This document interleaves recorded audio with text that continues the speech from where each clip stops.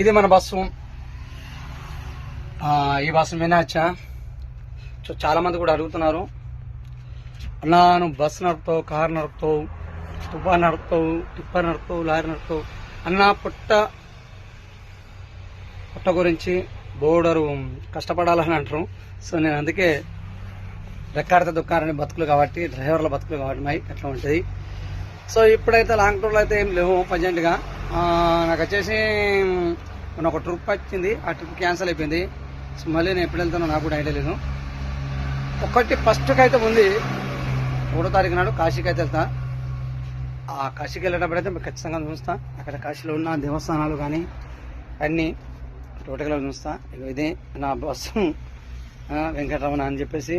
ఈ function hall వచ్చేసి Karnataka NVEC function hall.